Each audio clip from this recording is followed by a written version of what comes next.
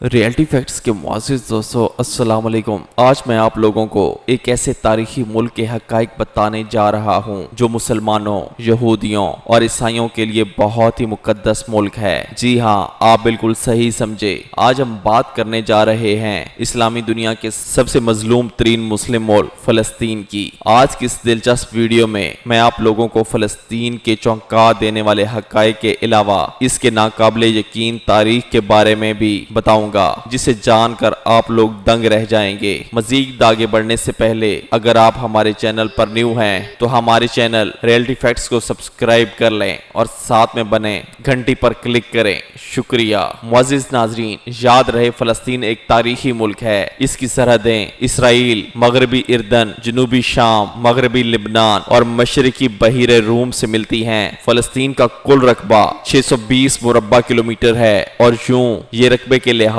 سے دنیا کا 121واں چھوٹا ترین ملک ہے۔ اگر آبادی کی بات کریں تو فلسطین کی کل آبادی 51,87,000 کے قریب ہے اور یوں آبادی کے لحاظ سے بھی یہ دنیا کا 121واں چھوٹا ملک ہے۔ فلسطین کی کل آبادی کے 95% لوگ مسلمان ہیں، جبکہ 5% عیسائی اور یہودی آباد ہیں۔ فلسطین کا در حکومت بیت المقدس ہے، جسے یہودی اور عیسائی یروشلم بھی کہتے ہیں۔ اب ایک نظر فلسطین کی تاریخ پر ڈالتے ہیں۔ فلسطین کی تاریخ صدیوں پر محیط ہے۔ اس ملک پر ماضی میں قدیم مصریوں، یونانیوں، اسرائیلیوں، صلیبیوں، عربیوں، بازنطینیوں کے علاوہ رومن اور اہل فارس نے بھی حکومت کی ہے۔ مزید پیچھے جائیں تو پتہ چلتا ہے کہ 638 سے 640 ہجری میں حکومت حضرت عمر فاروق دور حکومت میں مسلمانوں نے تمام فلسطین پر قبضہ کر لیا، مگر 1050 سے اہل یورپ کو ایک بار پھر خیال آیا کہ ارض مقدس کو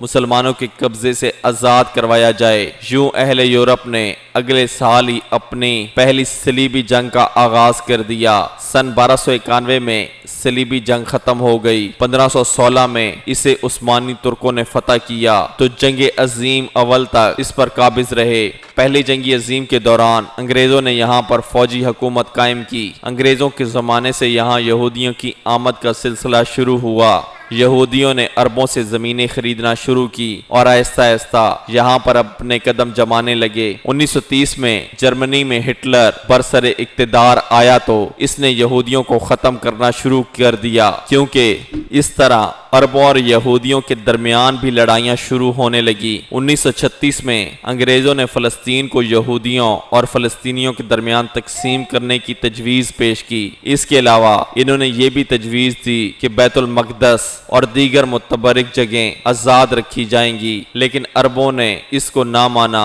آخر میں 1947 میں یہ مسئلہ اقوام متحدہ میں پیش کیا گیا۔ اس دوران اقوام متحدہ نے فلسطین کو تقسیم کرنے کی تجویز منظور کر لی اور برطانیہ نے اپنا قبضہ ختم کر لیا۔ اس طرح 15 مئی 1948 کو فلسطین کو 2 حصوں میں تقسیم کر دیا گیا اور اسرائیل معرض وجود میں آیا، مگر عرب ممالک نے اس تقسیم کو فوری طور پر قبول نہ کیا اور یوں اسرائیل اور عربوں کے درمیان ایک بڑی جنگ چھڑ گئی۔ حیرت انگیز طور پر اسرائیل نے عربوں کو شکست دی اور یوں 3 بڑی عرب اسرائیل جنگیں ہوئیں۔ یہودیوں نے ہر جنگ کے بعد عرب ممالک کے کسی نہ کسی حصے پر قبضہ کر لیا۔ نتیجے کے طور پر فلسطین سمٹ کر چھوٹا ہوتا چلا گیا اور اسرائیل بڑھتا گیا، جس کے بہترین اور واضح ثبوت آپ لوگ زیر نظر تصویر میں دیکھ سکتے ہیں۔ اس تصویر میں لیفٹ سائڈ پر 1947 میں سبز رنگ فلسطین کی زمین کو ظاہر کر رہا ہے، جبکہ سفید رنگ یہودیوں کی۔ 1947 میں پارٹیشن پلان میں آپ دیکھ سکتے ہیں کہ سفید رنگ کس قدر آگے پھیل چکا ہے، جو آہستہ آہستہ بڑھتا ہوا ملک کے 80% رقبے پر قابض ہو چکا ہے۔ یاد رہے اسرائیل نے ایک نہایت ہی دلچسپ اور مکارانہ قانون پاس کر رکھا ہے، جسے ریٹ آف ریٹرن لا کہا جاتا ہے۔ اس قانون کے مطابق اگر کوئی شخص اپنے آپ کو یہودی ثابت کر دے تو وہ دنیا کے کسی بھی ملک میں ہو، اسے فوری ویزا اور ایئر ٹکٹ دے کر اسرائیل لایا جاتا ہے۔ اسے نیشنلٹی بھی دی جاتی ہے اور اسے اسرائیل میں بسایا جاتا ہے۔ 1993 میں پہلی بار فلسطین اور اسرائیل کے درمیان براہ راست معاہدہ ہوا، جسے اوسلو معاہدے کے نام سے جانا جاتا ہے۔ اس معاہدے میں 78% حصے پر اسرائیل کا قبضہ تسلیم کر لیا گیا۔ اس معاہدے کے بعد یعنی 1993 سے 2014 تک 3 لاکھ سے زیادہ یہودی آبادی کو مقبوضہ علاقوں میں بسایا گیا، 15,000 سے زائد فلسطینی عمارتوں کو گرا دیا گیا، 10,000 سے زیادہ فلسطینی شہید کر دیے گئے، 70,000 فلسطینی ملک چھوڑ کر دیگر ممالک میں پناہ لینے پر مجبور ہو گئے۔ اپنا ملک چھوڑ کر دوسرے ممالک میں پناہ لینے کے لحاظ سے فلسطین دنیا کا پہلے نمبر پر آنے والا بڑا ملک بن گیا۔ اگرچہ دونوں ممالک نے ایک دوسرے کو اپنا بھی لیا، لیکن پھر بھی بیت المقدس یعنی یروشلم پر اب تک کوئی حتمی فیصلہ نہیں ہو پایا۔ دونوں ممالک اس شہر کو اپنا در حکومت مانتے ہیں، اسی لیے دونوں ممالک میں اب تک جاری جنگ کی وجہ بھی یہی ہے، کیونکہ دونوں ممالک اس مقدس شہر کو کسی بھی صورت اپنے ہاتھ سے جانے نہیں دینا چاہتے، جبکہ اس یروشلم میں رہنے والے تقریباً 60 سے 70% لوگ مسلمان ہیں، لیکن امریکہ کی سپورٹ اور اسرائیل کی ہٹ دھرمی سے یہودی لابی اس پر مکمل طور پر قابض ہو چکی ہے۔ فلسطین کا در حکومت بیت المقدس یعنی یروشلم مسلمانوں کے لیے اس لیے اہم ہے کیونکہ یہ مسلمانوں کا قبلہ اول ہے۔ عیسائیوں کے لیے یہ اس لیے اہم ہے کیونکہ اسی شہر سے حضرت عیسیٰ علیہ السلام کو زندہ اٹھا لیا گیا تھا اور ان کے مطابق یہیں پر ان کا نزول ہوگا، جبکہ یہودیوں کا قبلہ اول دیوار گریہ بھی یہیں پر ہے اور ان کے مطابق ان کا مسیح کا نزول بھی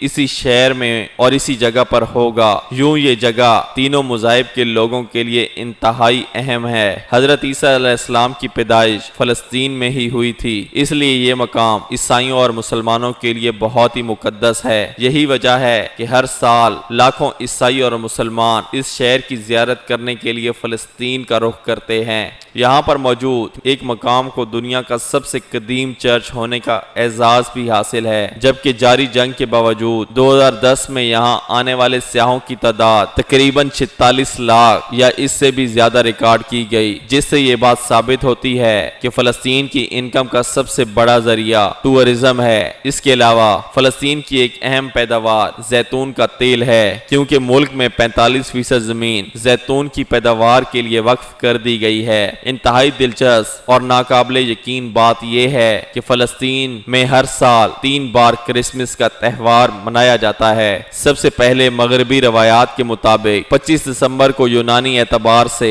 اس کے بعد 6 جنوری کو امریکہ اور یورپ کے حساب سے، اور پھر 8 جنوری کو آرمینیا کے مطابق یہاں کرسمس منایا جاتا ہے۔ آپ کو یہ جان کر حیرانی ہوگی کہ اتنے برے حالات سے گزرنے کے باوجود فلسطین کے تقریباً سب لوگ پڑھے لکھے ہیں۔ ناظرین، اگر آپ کو آج کی ہماری یہ ویڈیو پسند آئے تو کامنٹ سیکشن میں اپنی رائے سے آغاز ضرور کریں۔ شکریہ۔